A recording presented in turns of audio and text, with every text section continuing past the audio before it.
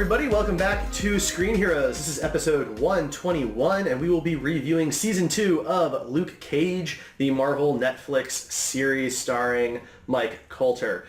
So, we are going to kick things off. I am Derek. I have my two regular lovely hosts, Ryan. Hello. And Ray. Hello. How you guys doing? Good. We're happy to be back. Yeah, somebody, not naming any names, somebody knocked out power to a third of the building that we're in.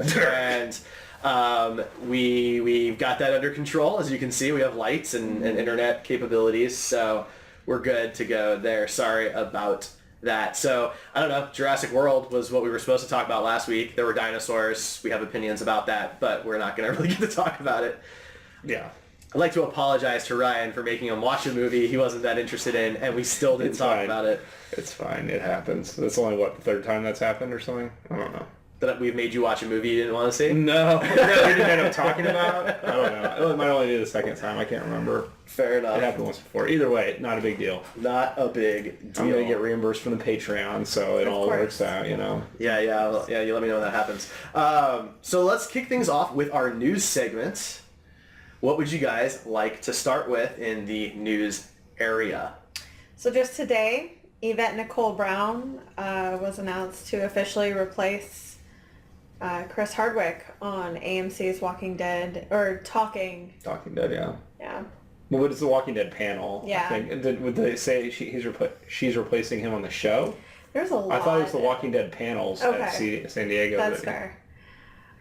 She was replaced. I've seen multiple headlines for it. Fans wanted her on The Talking Dead. I didn't read that if that's what happened. Big fan campaign for her. Fans absolutely love her. Her work on Community is hilarious, and since she left Community, she's been hosting a lot of shows very similar to Talking Dead, both on AMC and Sci-Fi, so she feels like a good choice for me. Yeah, I mean, if you've ever watched Talking Dead, she's obviously a mega fan of the show. Sometimes annoyingly so. A little bit. But I think that, she has the passion for it, sure. And so I think, I wouldn't have probably signed the petition, but I'm not upset about that. Get rid of the person that he had to get rid of and put, somebody that's a passionate fan in there. And I'm good with it. I only really know her from Community, so I actually didn't know that she did talk shows and stuff like that. She doesn't really, she's been a guest on Talking Dead a few times. She's just super passionate. She brings, every time she comes on, she brings a huge... Melee. That's true, she did. She brings a huge notebook of things she wants to talk about that happened in the episode. It's ridiculous. Well, that's cool. I'm all for super fans leading those types of shows. I think that's how you get a lot of passion out of it. So for sure. Works for me. What else we got? Michael Douglas wants a Hank Pym prequel movie. It's just an actor wants to have role in a multi-billion-dollar franchise. So he wants to basically have did they have to do an entire movie where they DH him? That's going to be very expensive. Yeah, it absolutely would be. I don't think they're going to do that. Well, not only would they have to DH him, they'd have to DH Michelle Pfeiffer too, because you're not going to do him without Janet. Yeah, you're right. So not happening, but nice of him to say that he'd be willing to. That every name an actor that says I don't want to be in another Marvel movie. Okay, the only one is Red Skull. Whatever, we get that. Hugo Weaving. Look, I'd like to announce that I am willing to do any role. Movie. You're willing to do any role in any comic book movie. Yeah. So I'm just saying, if you need somebody, I'm definitely willing to put myself out there for the role. So that's very kind of you. Yeah, no problem. Just I do it for the fans. Really taking one for the team there. So Halo is coming to television. It is. It's finally happening for those who've been following it. Steven Spielberg and Amblin Entertainment have been trying to come up with something for the better part of a decade. It's going to follow, of course, Master Chief and Cortana, and then obviously Church and Donut too. And a Showtime live-action Red vs. Blue would be amazing. Rooster Teeth, if you're listening in, call up Steven. Anyway, no, it's actually rumored to not follow Master Chief at all. Just to kind of do some universe building, show more aspects of the war, maybe possibly how the war began and different aspects of that. It will be a Showtime show. It's been given a 10-episode order for season 1, and it's about time Showtime did something kind of big branded because, It's been a while. HBO's got big stuff, between Game of Thrones, Westworld, and now Watchmen, and then... Starz has had some good runs with Black Sails, American Gods, Ash vs. Evil Dead. Ash vs. Evil Dead. Yeah. But Showtime really hasn't had much to compete with. There were originally rumors that Star Trek Discovery, or the Star Trek show, was going to be a Showtime show, but that ended up, of course, not happening. So, we'll have to see. I imagine this is still a couple of years off, maybe end of 2019, but I would imagine this is a 2020 show when it does happen. But, it's happening. So there's that. Oh boy. Oh boy. What else we got?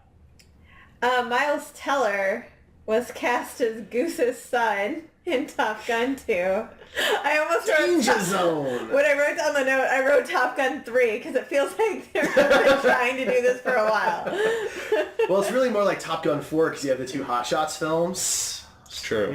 So... And the first one's clearly a Top Gun movie. Maybe the second one's not. It's more of a Rambo film, but the first one's definitely Top Gun. I wonder if him and like Adonis and the Ivan Drago's son are all like go to dinner sometimes. They're like, guys, remember when our dads were cool in the 80s? Yeah.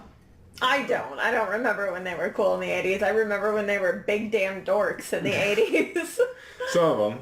Like, watching those action films as an adult, when I saw them as a kid, and I'm like, oh, those guys are, tough. I'm just like, those guys grunt a lot. Like, that's what action heroes do. It's just silly. It's how they get their superhuman strength. Like, that kind of film is just really silly for me now. Action films have just evolved, so going back, I'm just like, you killed someone. Wow. All right. I've never been like a huge Top Gun fan. It was never really It's a staple for me. I'm not that big of a fan of the movie, but like I understand that its place in 80s pop culture, and so I appreciate it for what it is. I was never convinced that he and the main female had chemistry. And then Take My Breath Away is a fantastic song. I love the band Berlin, but like that. I didn't know that about you. Yeah. Riding on the Metro is much better than Take My Breath Away. But yeah, it turns out the reason why they don't have chemistry is because she's a lesbian and wasn't attracted to Tom Cruise at all during that, and she was really tired of having to pretend to be shorter than him. Yeah, I can see that. At least they didn't make Goose pretend. Goose got to make out with Meg Ryan. Like, I feel like they won in this situation. Yeah, sure. I mean, maybe not the character as, an arc, but... No, because they killed him off stupidly. It was such a dumb move. What else do we have? It, too, has started filming. That has happened. James McAvoy's Instagram is so cute because anytime he's on set with one of the kids, he's like, selfie. It's adorable. Hey guys, look, I'm the cool kid. We'll do a selfie. He's like trying to be the cool one. I like McAvoy. No, I do too. I don't have a problem with him. I just think it's funny. Well, okay, so they also released the poster for Glass. And McAvoy's in that as well. Mm-hmm. McAvoy is slowly becoming king of the nerds. It's going to be him and Zoe Saldana who rules us all eventually. And there's one more. The dude who's in Star Trek and Lord of the Rings and... Carl Urban. Carl Urban, yeah. Oh. Yeah. I keep forgetting he was in Lord of the Rings. Yeah. Yeah. I totally forget he was in that. And Dredd. And Chronicles of Riddick. Yeah. Thor 3. Almost Human, which is a highly underrated show that Fox canceled. Stupidly. Bastards. Show was awesome. Anyway, sorry. I wish that show had the cult following that Firefly did. I know. Like, come on, browncoats. Give it up. I agree. Show's dead. Bring back Almost Human. It's not too late for that. It's not too late. It's never too late. All right. Well, what else do we have? Anything else going on in the news? I do want to say that WB has heard your cries, DC fans. They are going to release the cut that you've been asking for. They're going to release Supergirl, the movie International Cut. Oh, really? On Blu-ray, July 24th. Yes. That's kind of cool, actually. We know, we heard your cries, is what they said. We heard your cries, and here it is, Supergirl. Hey, her show is rated very well. I like. Right. This is not that. This is the original 1984 movie. I know. Yeah. I like that Helen movie. Slater? Yes. I've never seen that cut, so I'm actually kind of looking Nobody forward to has. it. Yeah. Well, outside of the studio, this is the first time it's been released. So I'm looking forward to it. Yeah. I'm very excited. That'll be really fun. Speaking of Warner Brothers, the CW, I guess, has moved the Arrow's time slot. And so Stephen Amell tweeted that they won't be able to do full butt shots anymore because I guess it's earlier in the night, so they have to be more family friendly. So when he walks towards Felicity naked, which happens at least twice an episode, it's just going to be like from the glutes down. I don't know. But I just thought she's going to be hacking something and looking.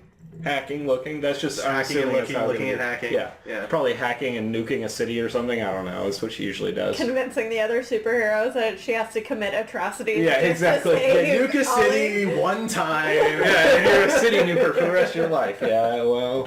I just thought that was a funny little anecdote that he had. So yeah, when he had guests on our show, they were like, "You don't like Felicity?" Like, no, there's a reason. I loved her in the season 2 before she was a regular. Yeah. Season 1 and season 2, she was great. Yeah, she was really cool. But he is growing the goatee. It looks like for season 7. Is that what season we're on? Are they going to jump ahead? I don't care until it's the mustache. I want the pointy mustache. Yeah, he didn't look like he was going to have the full whatever it's called. There's a name for that style, but he did have like the goatee. I have a theory that he grows it when he goes back to the island the time they forgot to tell us about. Oh yeah. No, they're done with flashbacks, Derek. So. Sure, yeah. No, they are. Oh, the Arrow's flashbacks. They're now doing Diggles and Felicities and... I'm just saying, if he ends up back on an island, would you be surprised? Current day? I think that's possible, but probably not in the past. Like, they're not going to revisit... Oh, he went away from Russia for like an hour to get back to the island and then come back. I know, he was barely on the island. Yeah. Anyway...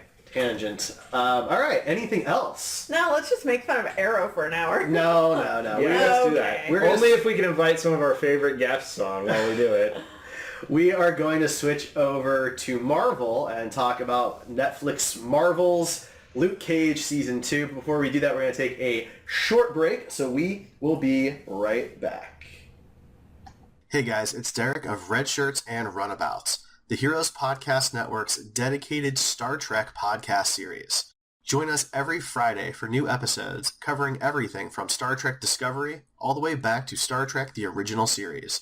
We talk Star Trek news, review episodes, talk top lists like our favorite ships and characters, and we even pitch some of our own ideas like what we think a Quentin Tarantino Star Trek movie could look like. So don't miss an episode by subscribing today. Live long and prosper. All right, welcome back. So let's go ahead and talk Luke Cage Season 2. At this point, I guess we should probably provide your spoiler warning, especially if you haven't seen Season 1, right? Because or the other Netflix shows have happened. Yeah, any of the other Netflix shows are kind of fair game here. Not sure. I mean, there's not a ton in Season 2 that really focus on any of the other shows, but this is your spoiler warning, right? For any of the Netflix, Marvel, Defenders type things. Where would you guys like to start? There's a lot to talk about here. 13 episodes of content, so more than a normal movie review. So just wanted to point out some fun facts and trivia. Last time we talked about this, I was very upset that they hadn't had a lot of female directors. They brought 6 on for 13, and Lucy Liu directed the first I did notice episode. that in the credits. Did she? I missed that. She directed the first episode of Season 2. I thought that was pretty cool. 5 of the women were women of color as well. So it's a good mixture. 2 black women, 3 Asian women, and 1 white woman directed. So it's pretty impressive. No, that's really cool. I'm a big Lucy Liu fan, so that's really neat. I totally missed that in the credits. So I tried not to watch the credits too much because I didn't want any spoilers for like guest appearances for that episode. Because they put those in there. Yeah, so I purposely wasn't really paying attention to the credit sequence this time around. So, but they had a lot of female writers on. They really stepped up their game on some inclusion and diversity, and I feel that was really a good thing. Yeah, absolutely. Overall, I was really happy with the whole season. It had its down points, which we'll talk about a bit, but I thought that the whole season was focused more on character development. There was a lot of monologues, a lot of dialogues. It was really about hashing out the character's past, and they didn't get to really do that in the first season. So I particularly enjoyed watching each character grow. Yeah, I definitely feel like they were able to focus much more on showing who the characters are. Even little stuff is just showing Luke Cage's powers a little bit better, easier to kind of see what his range is and what he can do. But even just around him, Mariah, Shades especially, and Misty, I feel like really got a lot more depth and complexity to them. Shades went from being a character I found fairly annoying in season 1 to actually being possibly my favorite part of season 2. He's a compelling, logical villain. Yeah, he's still a terrible person. Oh, sure. Yeah. Yeah, I thought, I guess we're just doing overall characters and whatnot at this point, but Sure. Yeah, well, I mean, if you want to dive in, we can... they did a good job this season of making you sympathize with a lot of the villains and kind of making you care. And a lot of the Netflix shows haven't had that as much, but this season they took that very seriously, you could tell. And I mean, they obviously heard the criticisms about season 1 and how they had a great villain and they killed him off 6 episodes in, or however many episodes it was. And this time they gave us 3, 4 really solid villainous characters. And most of those are fairly sympathetic, and you can kind of tell, kind of like Killmonger in Black Panther. You can kind of see why these people are this way and feel, you know, something for them, which is always a good trait for any villain that's written in something like this. Yeah, I mean, my least favorite villain is the one that I just can't relate to at all. I can't see where they're coming from. And like Bushmaster, for example, I mean, by the time you learn everything that Mariah's family did to him and his family, you're like, yeah, I get it. I'd want to destroy them too. you know, like, sure, he's still murdering people and it's still very illegal, but you get the leap of that logic of, you destroyed my family, so I'm going to destroy yours, you know? I get that. I can totally understand that concept.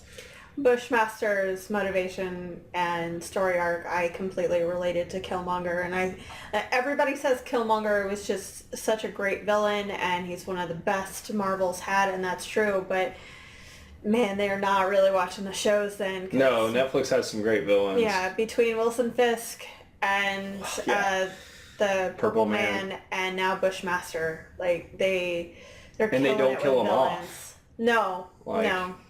Well, I guess Purple Man, but yeah, well, Purple Man's killed off, but he's never really dead because he's kind of like in her psyche. So he has, you know, spoiler for season 2 of Jessica Jones. I guess we've already said, but he does have times where he reappears to her. Mm-hmm. Yeah. Because I mean, he's much more of a psychological villain, you know, whereas, you know, Bushmaster, I mean, yeah, his motives are very interesting and his character is really fleshed out and deep, but at the end of the day, he's really just becoming a gangster who is, you know, shooting up Harlem and trying to burn down, you know, Mariah and the Stokes fortunes and things like that. Dillard, no. But I even found that Mariah was much more interesting in this season. You know, she really kind of goes off the rails and becomes kind of the crazy psychotic villain where you just never know what she's going to do next. Like, Bushmaster was very calculated. He had very specific people he was going after. He didn't even really want Luke Cage. You know, the times where he was forced to confront Luke Cage, other than the one time on the bridge, he wasn't really trying to kill him. He just wanted to get him out of the way. Like, leave me alone. I'm going after the Stokes. I don't have a problem with you. But Mariah, anybody is fair game at any moment. You just say the wrong thing and she could just destroy you. And I saw earlier today, I was talking to John from Gamer Heroes about this show, and I said, you're not going to watch the podcast to find out my opinion on it? Of course, John is far too busy. Of course. But he had a major problem. He hated Mariah, which really not in the way that you're supposed to hate her. He just thought she should have died like 3 episodes in. And, you know, me and him kind of had a debate, and he pretty much ended with telling me that I was never going to change his opinion. That's what it was. Which if you've watched Gamer Heroes, you've probably heard something similar to that before. But you should listen to this week's episode. He had a major problem with her flip switch, whatever, you know, when she went from the beginning when she was trying to get out of the dirty stuff and go clean to instantly like lighting people on fire. It wasn't instant.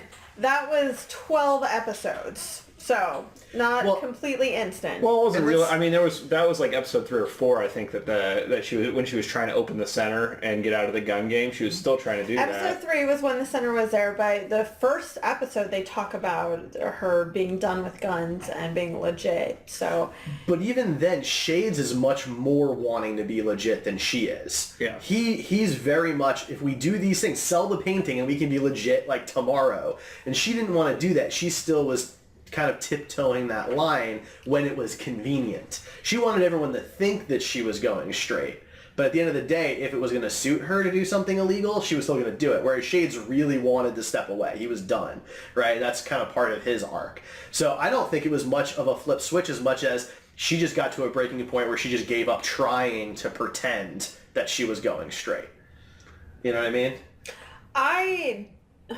She was probably my least favorite part of the show, and I think it's because they focused so much on her. She had so many straight up monologues, and she commanded so many scenes that honestly I feel like you could have changed the show to be called Mariah Stokes instead, and it makes more sense.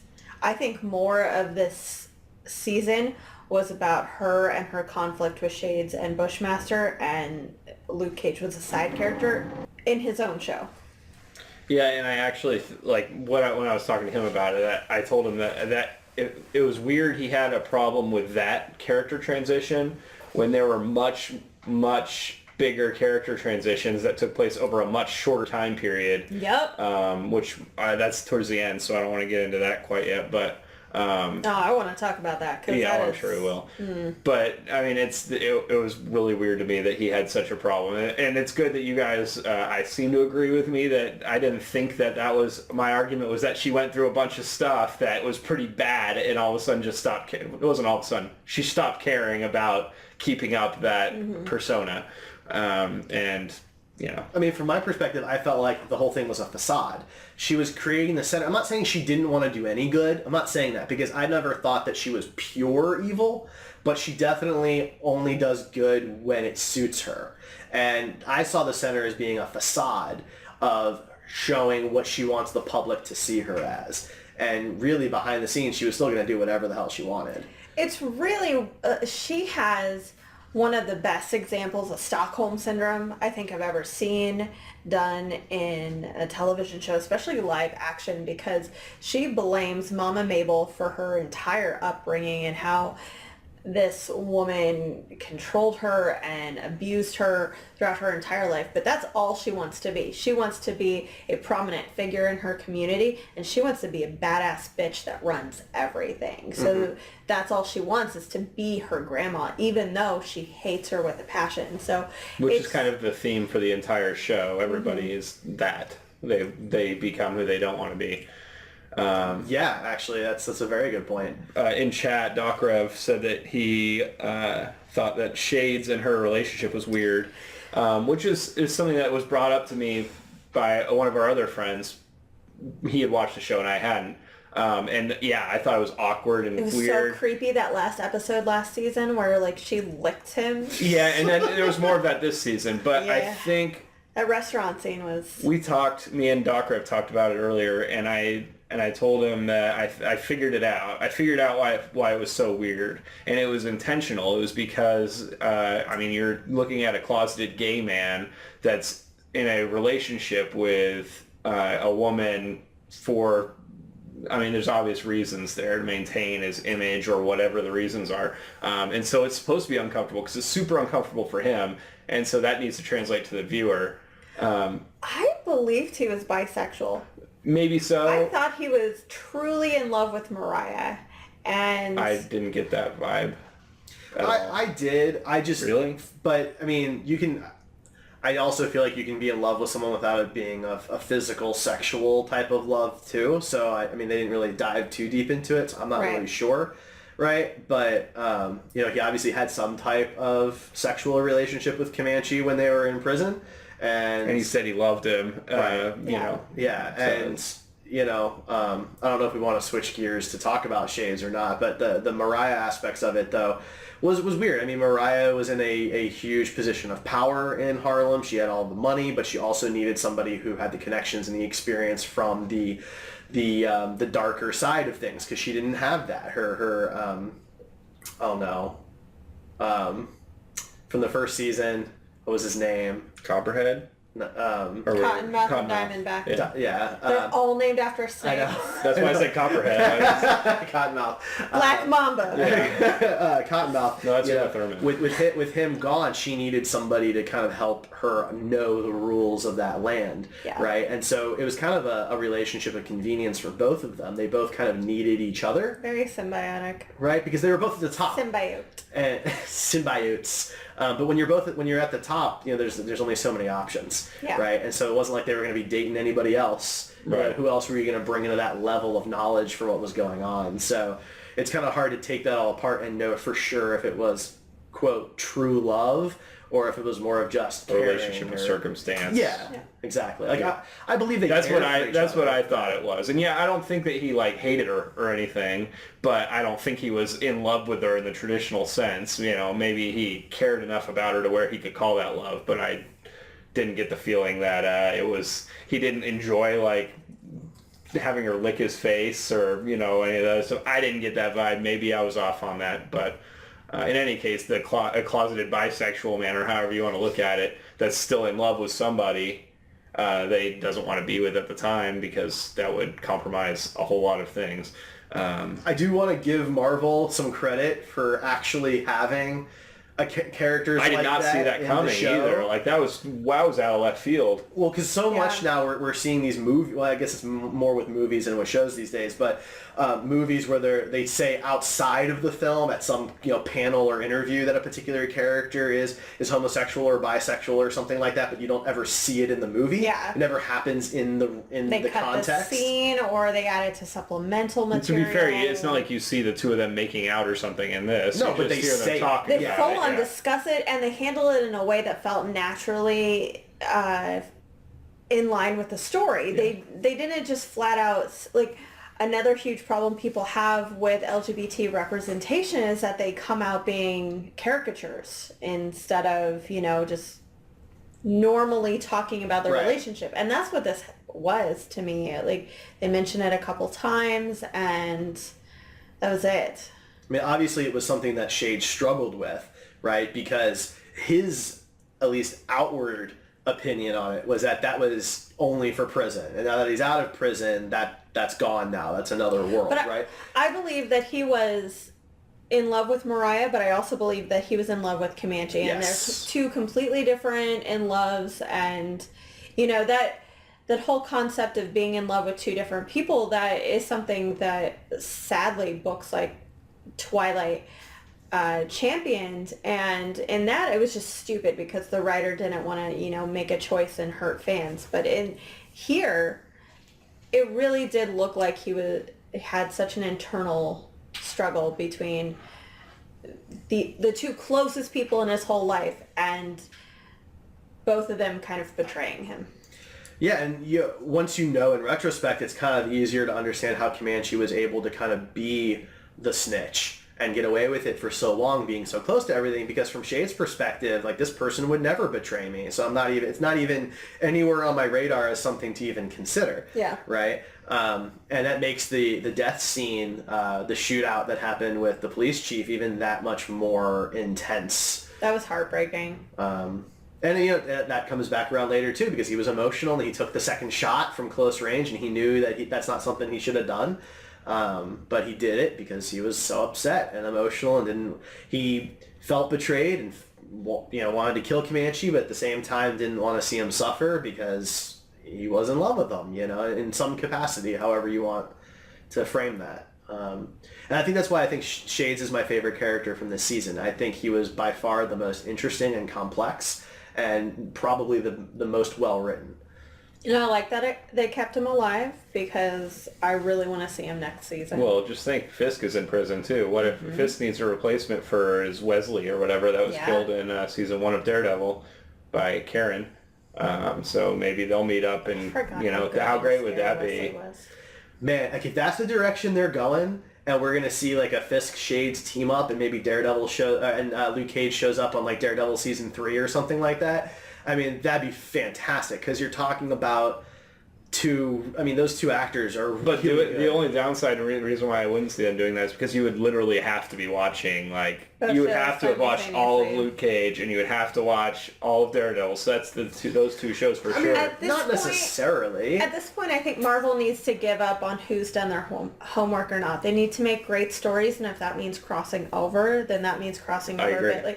But I have a fan we'll talk about it later, but I have an idea of where I want them to go, but I doubt they are going to go that way. But we'll talk about that part. I just feel that Infinity War doesn't make any sense if you haven't seen other films. If you didn't know what they were leading up to, it is not a standalone film. You have to have at least watched a few. So how many people are not watching all the? I mean, well, you guys I guess don't watch all the shows, but most people have watched I'd say a vast majority have watched all of the, or are watching all of the Marvel shows. And I'm not sure if at this point, I'm not sure it's difficult to bring in other characters. I mean, Iron Fist shows up for an episode. Which is the best episode of the season.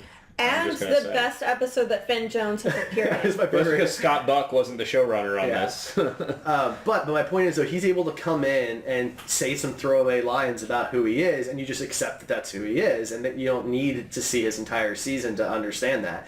If you want to have Shades and Fisk get together, you don't necessarily have to tie that back to everything Shades has done. No, but to get the most out of the character. I mean, I feel like there's so much depth to the character that if you miss out on that and all you're seeing is whatever future there is, that'll be... I agree with you. I think that it's more fun if you've seen all this stuff and you can appreciate all this stuff. But at the same time, Marvel just needs to let that go, trying to make standalone stuff. They are 8 TV shows in, 20 movies in.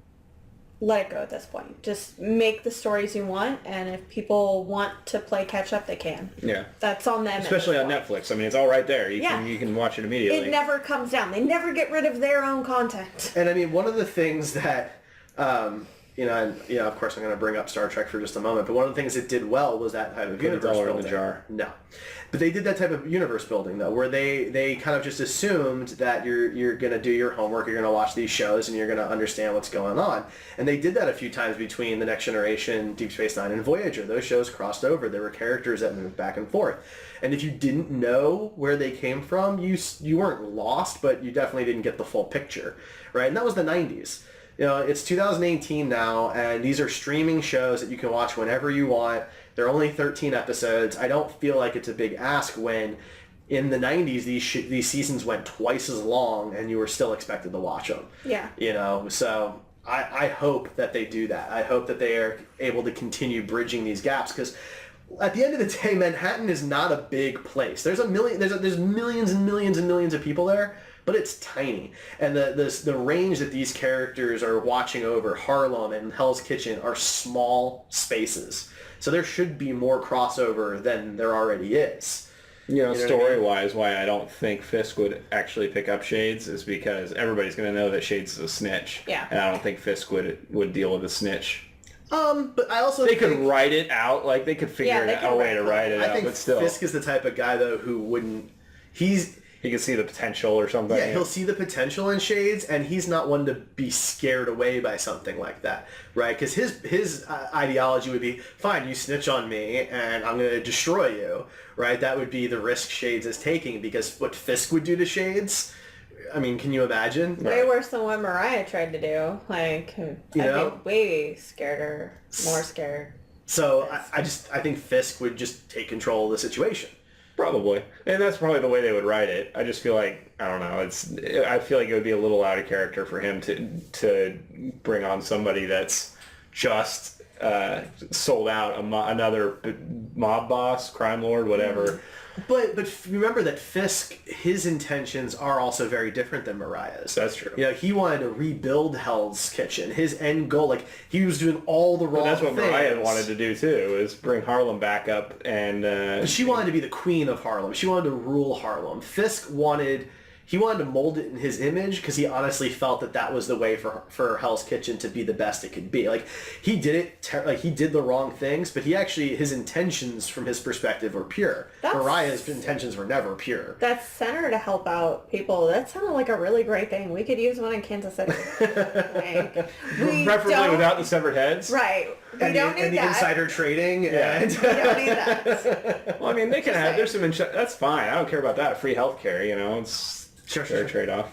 Yeah. Okay, we went really off tangent there. We did. It was good though. Circle back around. We need to talk a little bit about some other characters. We can spend a little bit more time on Bushmaster and Tilda Johnson. So before we move to Bushmaster, maybe we should do Tilda because we've talked about Mariah already, and then we can move away from the family. Tilda is a decent enough character compared to everybody else who was just outstanding. She was very disappointing. I thought that once she came on screen, like, oh god, okay, guess I can tune out. If she had been in Iron Fist, I probably would have been impressed with her because she was a great actress and she had a decent enough story. But I don't know, surrounded by the other characters, she just was there were dull. a lot of standouts this season, so for me anyway. So yeah, she was one of the characters that didn't really stand out to me. Exactly. She's kind of so she was fine. She just didn't really I don't know. I liked how she handled herself. I liked her storyline. No? Until the end. Oh, you didn't like the... I feel like I'm going to be jumping around if I get into it too much. No, you're good. The switch at the end? But there's 3 characters that all change their... completely do it. I felt like we went at the very end from season 2, episode 12, into season 3, episode 4, because there was a huge change in characters from episode 12 to episode 13, or even beginning of episode 13 to end of episode 13, and she was one of them. She went from this healing character that is that wants to distance herself from her family and everything else to killing her mother and being super upset that she didn't get Harlem's Paradise in the deal, which is not in character for her at all. And then showing up at Harlem's Paradise looking ridiculous. Why does she go there looking like a Fraggle? I thought the same thing. I was she has a Fraggle haircut. She is this gorgeous hippie woman this whole time. She shows up as this joke of a hip hop queen when, you have Misty Knight who pulls that off way better than she does. What happened to you? Well, so my biggest problem is logistical. So she visits her mother in prison and kisses her. There's poison. She's not going to be a suspect for that? There's a visitor's log. Everybody knows who's come in contact with her. You don't think she'd be person number 2 that they talk to after Luke? Maybe it gave her a heart aneurysm or something. Sure. She says the word Tilda. Right. So let's assume for a minute that none of that's recorded in there, right? For just a moment, okay? It couldn't have been that long. Right, it was the slowest acting poison on the planet. So she must have visited her shortly before Luke Cage did, right? Maybe 20, 30 minutes. So they question Luke Cage. They check the footage or whatever. Okay, well, I guess it wasn't Luke. And then they ask the next person who saw her last. I mean, I didn't have it. That wasn't that big of a stretch for me because she's a doctor of, natural medicine or whatever. Yeah, she is an MD. So she's going to be able to know what drug or whatever, I don't know, what natural thing is going to make it seem like she had a natural something, aneurysm, heart attack, something like that. She was coughing up blood. Right, that happens when people die. No, I know it happens when people die, but it depends how you're dying. Right. Right? There's a certain level of, there's suspension of disbelief, right? It's also very possible that the cops didn't care. This is a fictional world, and yes, in the real world, somebody would have been prosecuted, charged. No, somebody would have just been given, a week's paid leave and then brought back on. If it was a cop anyway. Anyway, sorry. Not to be political. Right. But you don't think, think about who Misty is for a moment. You don't think she'd want to know who that was? She said several times that she just wanted her to die. Absolutely. So. Absolutely. But when somebody is murdered, and it's the queen of Harlem. How do they know she was murdered? She literally could have just had an aneurysm right then. Because there's autopsies. I mean, look, I find it hard to believe that somehow Tilda found something that was an untraceable natural poison. Except that all she does is deal with natural remedies and plants and things like that. I guess it was just a bit much for me at the end. Like I already have to believe into the whole nightshade thing, right? That like the one strain that grows in Jamaica is the one that makes you strong and fast. And that Bushmaster's already, like, he was born with special abilities, you know. So like, it was the nightshade thing when they did the nightshade thing when he was a kid. But it was a combination. Like apparently, like most people would have died from that, but he was already special. Is how they framed it, right? So I already had to buy into all of that. Right, and Luke's powers keep changing, so I have to buy into his powers are just continuously changing. Well, my problem was that it was on her lips too. We never see Mariah like lick her lips or something, so why didn't she? Well, she wiped it off, and you know, at the keyboard, like it was just sitting there on her lips for almost the exact same amount of time. Maybe she was wearing those rubber lips that in the film. You're totally right though. Like that's kind of my point. It's like you've made me watch 13 episodes where I've had to suspend my. If they had blatantly made Mariah lick her mouth, then I would have been like, okay, but she never did, and I was watching for it. It was just at the very end after I've had to already put aside a lot of other logical problems because it's a superhero show, silly. and then they just tacked it on the end because they were done with that character. So Tilda's silly. She's alive. She's coming back next season, obviously, and to take back her club. She is not going to be a big villain. She is going to be the thorn in the lion's paw, and that's going to be annoying to watch. Probably. I'm just sick of the club being so damn important. Why do we care about the club? Like at this point, I will. Okay, so I have to say that one of my least favorite parts of this was there were parts in episodes where they spent like 15 minutes just on the artist. I understand there's probably contracts, and all the artists that appear are incredibly famous and popular, but like. Yeah, there was a little bit much of that. Out of it. So because of the Jamaicans, I had to turn on the subtitles because there was stuff I couldn't figure out what they were trying to say. They whitewashed the subtitles. That bothered me a lot, actually. Instead of picnics, it said children. Instead of brethren, it said brothers. The subtitle, like this is closed captioning subtitles. These are not a different language subtitle. These should be exactly word for word what is said for people who can't hear. Like that's the whole point of closed captioning. So the fact that they changed those words, I actually think is not cool. It was. I mean, personally, I you know what I mean? Like it wasn't like they were speaking Spanish and I wanted the English subtitles, right? This was closed captioning. It was a little weird that they whitewashed it. In any case, the songs, I was not familiar with a lot of the songs on the show. But because of the subtitles, I could keep up with what the lyrics were, and they were all very relevant to the story on purpose. Obviously, they picked certain songs for certain things and wrote around that. But there was a lot of like just staring at the artist singing, and you know maybe that has some meaning for some people. I didn't really have any connection to those artists, so you know I felt like it was just a way to showcase African American or Black artists and.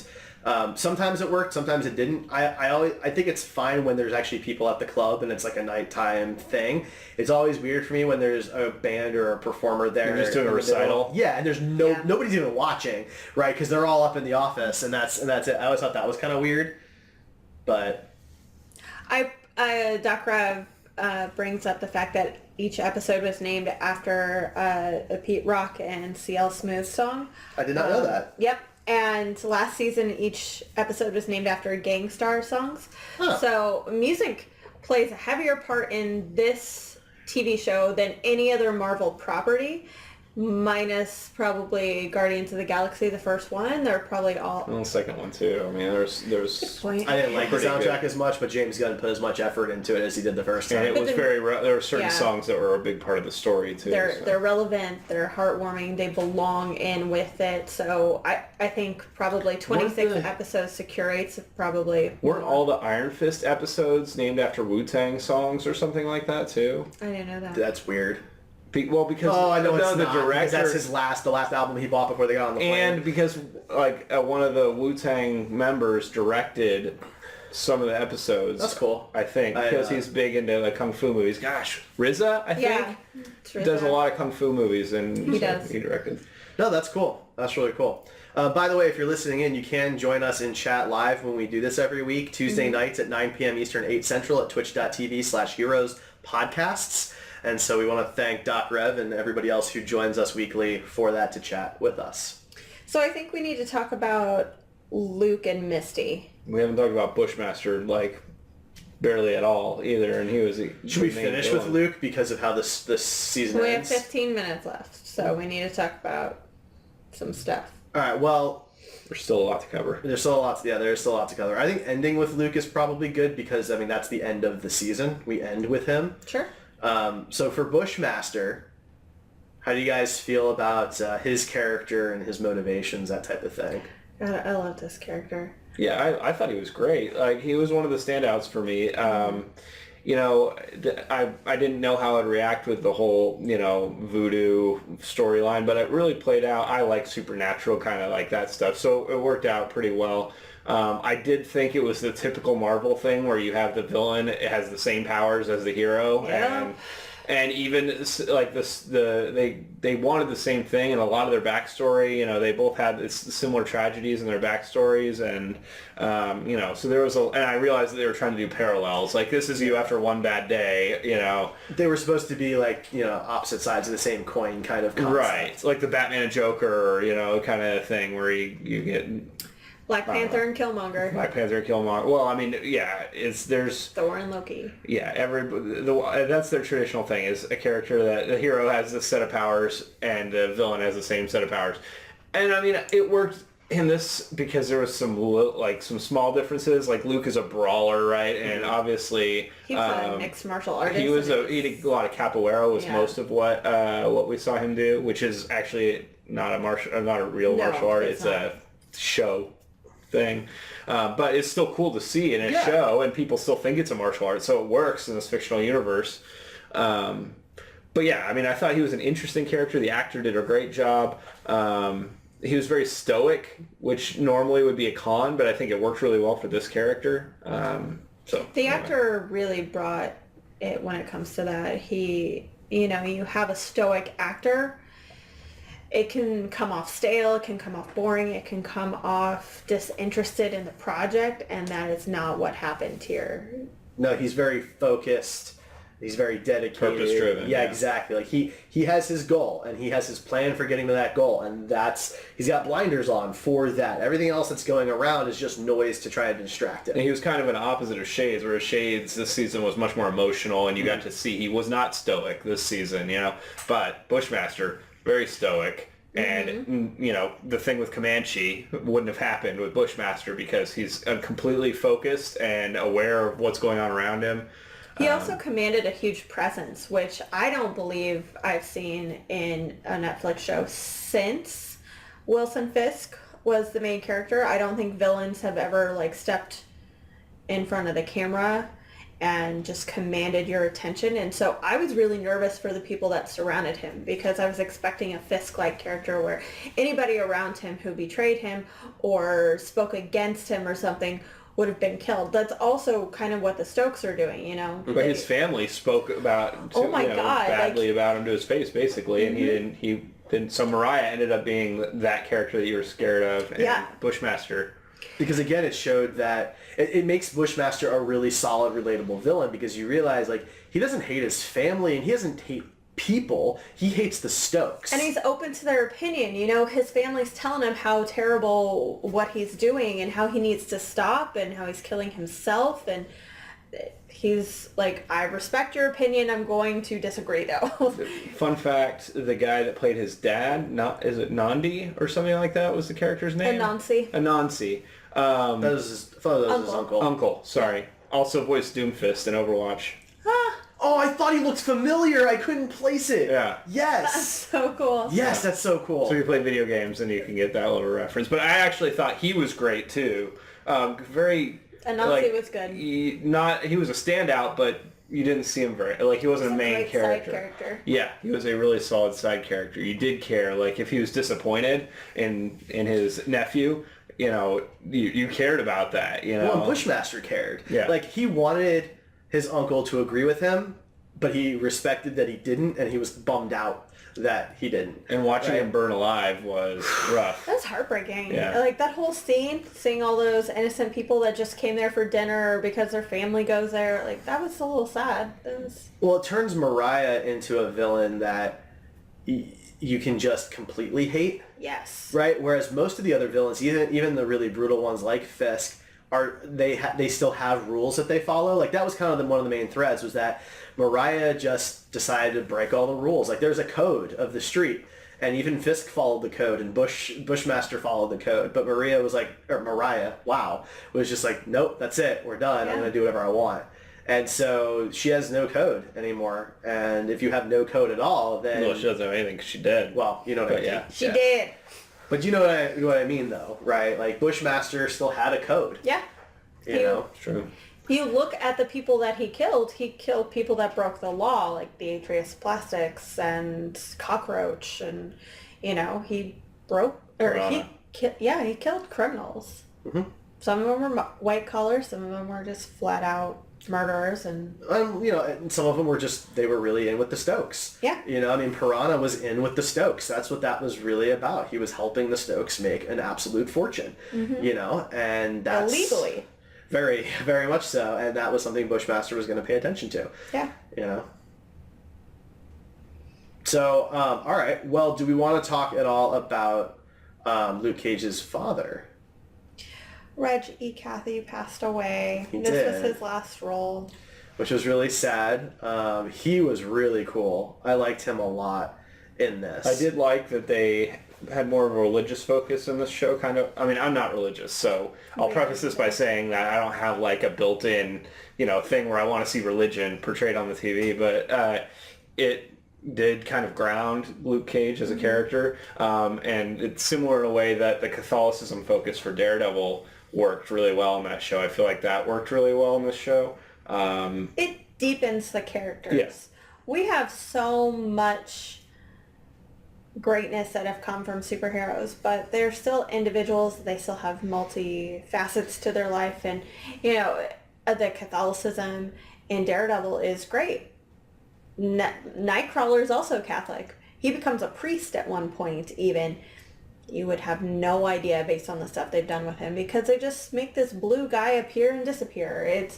But they've done a great job in the TV show. All the scenes with Matt Murdock and his priest are great. The guy that plays the priest or pastor, whatever you call it in Catholicism, he's a great actor. And even though it's a very small role, all those roles all those scenes are golden with him. And I thought that was very similar in this show. That almost all the scenes that were with his father, whether it was in the church or not, were really good. I loved the combative relationship they had. Yeah.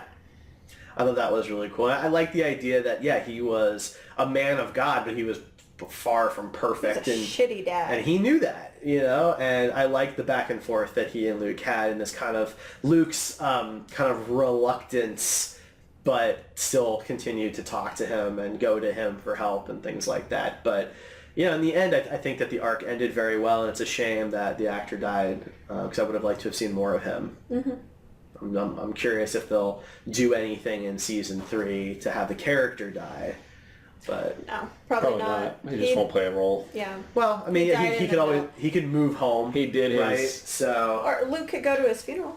That's what I'm saying. Yeah. That's all I meant.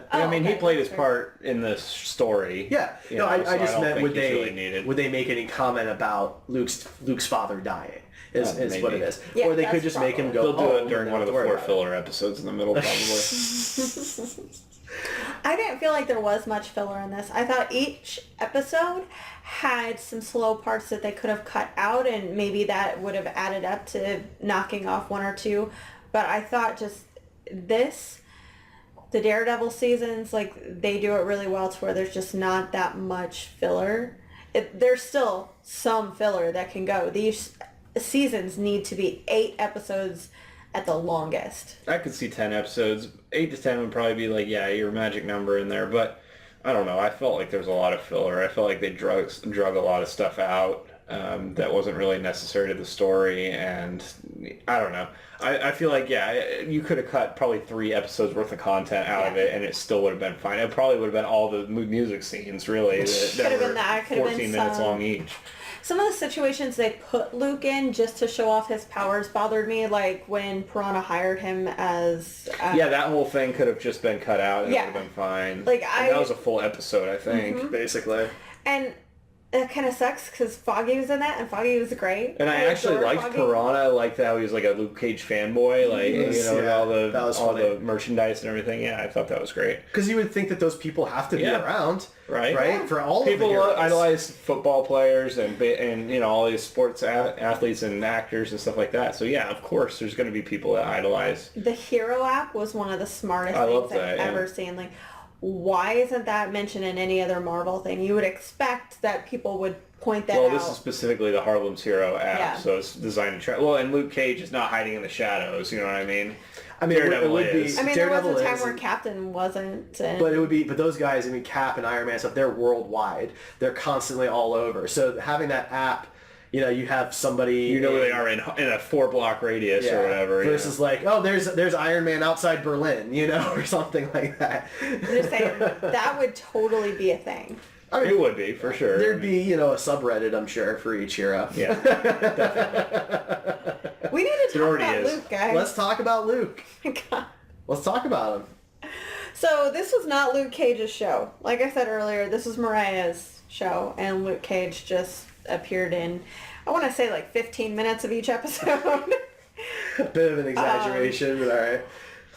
They did his powers so much better this time. That's I thought. True. Yeah. I love the little taps on the head that immediately make people unconscious. I loved him crushing guns and incredibly hard weapons. That was really impressive. The things he could withstand was great. The fact that in the first episode he can take a Jericho bullet now. Yeah, that was kind of cool. Yeah, because when he went through that process in the first season, it made his skin even harder. Yeah, that was part of another suspension of disbelief. That was kind of dumb the way they said it, but the fact that he just takes it and it's done, that was great. Yeah, they kind of wrote themselves into a corner though, right? Because they're like, well, he's bulletproof, and then they invent a bullet that can pierce him. So they're like, well, I guess all the bad guys will have that now. Right? See, I kind of disagree on the fact that it wasn't a Luke Cage show. I think it was. I mean, there was a lot of the Mariah stuff, but they were trying. They had 3 or 4 different villains that are all tied to Mariah, so they have to make her get the most time so that Shade's story makes sense, and so that Bushmaster's story makes sense, and Comanche's story makes sense. Yeah. So it probably I could see how it felt like that for sure. As far as the choreography, as somebody who's kind of a snob with fight choreography, the flicks and the taps were really annoying to me. I appreciate him in the first season because that was okay, I have all the strength, so why not? But you can only watch that so many times. It's not interesting to watch. They did a better job this season, though, of the actual choreography when he wasn't just flicking people on the head. Yeah. You could definitely see he has a straight out brawler fighting style when he's actually trying to fight. When you see him fight Bushmaster, somebody that actually knows how to fight, and you can see he's throwing wild haymakers while the other guy's throwing precise kicks and has much more speed and things like that.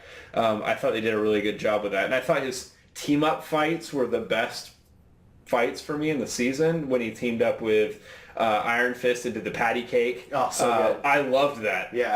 I that was right there. I was like, heroes for hire. I'm in. I want to see them use these powers in interesting combinations. And when he fought with Bushmaster, alongside Bushmaster, I liked that.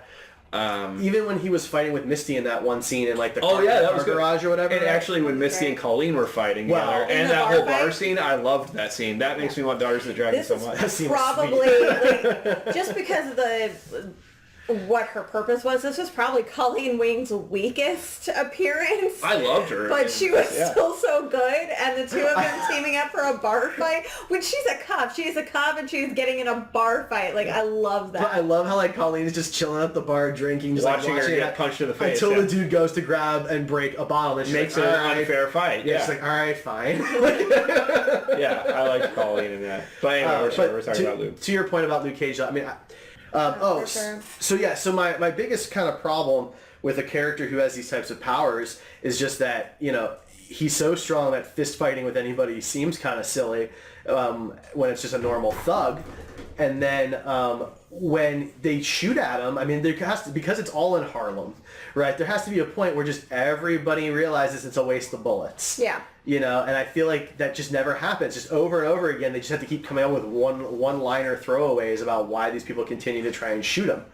I just had to see if it was true, or boss got to know that I tried, or something like that. Like, I mean, really, like, that's like, is your boss dumb enough to think that was a useful, Well, in this season they did a better job, I think, of showing the bullets ricochet as well. Yeah, that was they cool. actually had the bullets ricochet and then hit people. So in the episode where he's at the party with Piranha and they offer to shoot him and he's like, "What are you doing? That is so not a good idea." And he explains that the bolts could bounce off and hit somebody, and then which wasn't really ever a thing until this season. But well, it's because his skin's tougher now. Right. So now he can control ricochets into people. Like when he aimed ricochets at people, I was like, okay, guys, come on, this is ridiculous. Just wish your boobies could do that. I guess. I mean, who's saying that they can't? Yeah, nobody's ever tried and survived.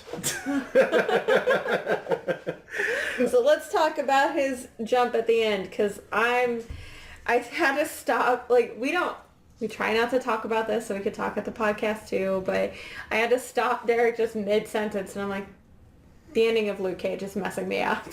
Like, it's weighing on me. Yeah, I mean, I actually think that it made sense for the arc his character was taking the whole season, where he was trying to stay out of the way, he was trying just to be the nice guy, and nobody was going to let him live that way. And so he finally realized that the only way to protect the city was to take control. And obviously that's not what we want a hero to do. In fact, it's almost the same mistake that Iron Man made in Age of Ultron, for example. But that's he's not going to build an army of robots, of course. But it's the same kind of concept. No, this is going to come crashing down on him in a different way. Probably. I would think so. Maybe Misty Knight way. Maybe Defender Season 2 will be all the other Defenders against Luke Cage. I have a theory. Do you want to get into that Let's do it. So if I was writing the Netflix universe, what would happen now is, now we've established that Luke Cage is basically a crime boss that's trying to stop the crime, whatever. I would go the Shadowland route with Daredevil and have him become the leader of the Hand. And then also have Iron Fist become basically the guy like monitors all the white collar crime in the area, and then have like a big crime boss meeting where those guys all get together and realize, holy crap, what is going on? You guys are in charge. And then Jessica has to photograph and find out, oh my gosh, all my friends are now crime bosses. And then she has to go in and figure out and take them down, a notch, and figure out how to realign things the way they should be. It's an interesting idea. I'm actually kind of okay with that. Right? Thank you. I think that would be awesome. And you get all their characters doing the right things that they think is right. It hit me so hard because I really enjoyed season 1 of Luke Cage. I really enjoyed season 2. And Luke always came off to me as the most noble of all of them, the most selfless.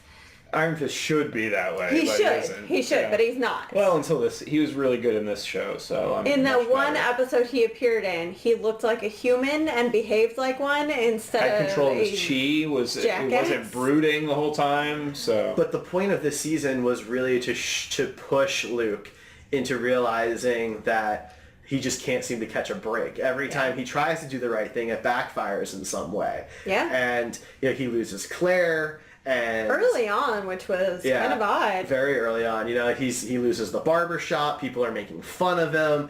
There's drugs that are in his name, and he can't stop Bushmaster for most of this. He has to save Mariah. The right thing to do is to save Mariah, right? I mean, that's got to be a hard ethical thing to struggle with. That's fair. I guess I wasn't looking at it like that. I mean, he had to protect Mariah of all the people that he'd ever want to protect. And he had to do it multiple times. She even jokes about it, about how he is the one man she can trust. She calls him a Boy Scout, I think, at one point. Mm-hmm. But she calls him the one man she can rely on. That was the line. She can rely on him. She knows that he will save her. And other than the poisoning of her own daughter, which obviously is not really in his wheelhouse, he does. He saves her multiple times. Yeah. Yeah. And that's got to be really tough for him to realize that in order to, quote, do the right thing, he has to protect a woman who's burned people alive, who shot up an entire restaurant of innocent civilian people and threw Cottonmouth out a frickin' window and bashed his face in with a microphone stand. I mean, Mariah starts to make Shades look pretty decent. True. You know? So I think it really screws with his head. I think by the end of season 2, he's messed up. Yeah. And he realizes that the best he can do to save people's lives is just to control it. Push the crime bosses to create safe zones, make sure that the civilians have places to go where there's not street, shootouts and stuff like that, and create kind of a safe haven with the crime around it, because he basically realizes there's nothing he can do. Yeah. He does Claire dirty, though. He does her real dirty. That was not in character for him. The punching on the wall? No, her showing up to the club and him saying, "Tell her I don't want to see her." Oh, that, yeah. I thought that was a little weird, but I also felt like, because they were out of time, obviously, she was going to just chew him out for that. She would never have liked him making that decision, and he would have had to defend himself, and that's going to be the beginning of the next season, I would imagine. So do you think him and Jessica Jones are going to get together like they did in the comic books? Possible. I kind of hope so. Like, Claire was in the comic books, I'm pretty sure, as a character that Claire he dated Temple showed up before in Jessica the 70s. Jones. I just really loved the vibe that Mike Coulter and Rosario Dawson had. They had much better chemistry, I feel like, than him and Kristen Ritter. But, I Maybe think everybody so bad. everybody ships Jessica and Luke. So. As long as they get Doreen as their babysitter, I'm good. Is that show ever going to happen? Who fucking knows? It might on the streaming network, or whatever, Disney's streaming network. They already have the show done. It was supposed to be on Freeform, and they just aren't releasing it because Freeform decided not to air it, and so. All right. Well, anything else you guys want to cover for Luke Cage season 2 before we wrap up? Misty was my favorite character. She was very cool. I thought she was much better than the first season, for sure. Defenders. I got a little annoyed that just basically every cop on the force, is annoyed with every decision she makes. And wants to make fun of an amputee for the first, Seriously, Dude, that's that so was messed up. Like they've never seen a cop have a severe injury before. That they got in the line of duty protecting somebody. These are NYPD. They're not just NYPD. They're NYPD in the Marvel Universe in Harlem, next to Hell's Kitchen. These are war zones. Yeah. They have no sympathy. I apologize, everybody. Our dog joined us after a quick intermission. But I thought she was great. I thought that all of her coworkers and all the other police officers treated her incredibly poorly for 99% of the season. Yeah, minus Priscilla Ridley. She was the only one. 9 episodes in. Yeah. Right? To basically let Misty do the right thing. Right. It's really what she was there for. Keep quoting that. Do you know that's a Spike Lee movie, Do the Right Thing, about Harlem and New York? That's the greatest thing ever that you keep saying that. Yeah, he obviously knows that. That's why he keeps making the joke, Rachel. Jeez. It's not coincidence. Come on. When you call it out, it's not funny anymore. It wasn't funny to begin with. It was just you're smiling, so, Sure, you are smiling. He isn't lying your face about that. betrays you. Wow. That seems harsh. Anyway, I put this one above, for me, ratings-wise, in the Marvel Netflix universe. I would probably put it above Jessica Jones Season 2 and probably above Luke Cage Season 1 and Iron Fist and Defenders. Basically, I liked it, but I didn't like it as much as I liked the Daredevil seasons or Jessica Jones Season 1, or Punisher. Well, Luke Cage still continues to be my favorite of all the shows. That may change when I finally finish. Punisher? Yeah. More than Punisher. Okay. Punisher was great, but Luke Cage. I guess the themes in Luke Cage don't resonate with me as much as... That's fair. stuff. Maybe they do resonate with me a bit more. I don't know. I did like this season more than the first season, though. Yeah. I really did overall.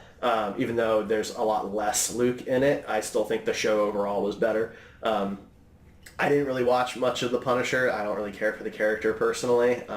So it's hard for me to say, where that lies from a quality standpoint. But I liked this season a lot. And I think if I had to pick one of the Defenders shows to just watch, I would pick Luke Cage. That's fair. Daredevil season 1 is still the best out of all of them. I will say that. Yeah. But I think this one would probably come in second for me as someone who has not seen the Jessica Jones or the Punisher. I just want to specify that. So I was impressed with how good Punisher was. I did not expect it to be as good as it was. Maserati was kick-ass. All right, but we should close up. Yes. We were way over time and we had the intermission and everything. So, Ryan, where can people find you?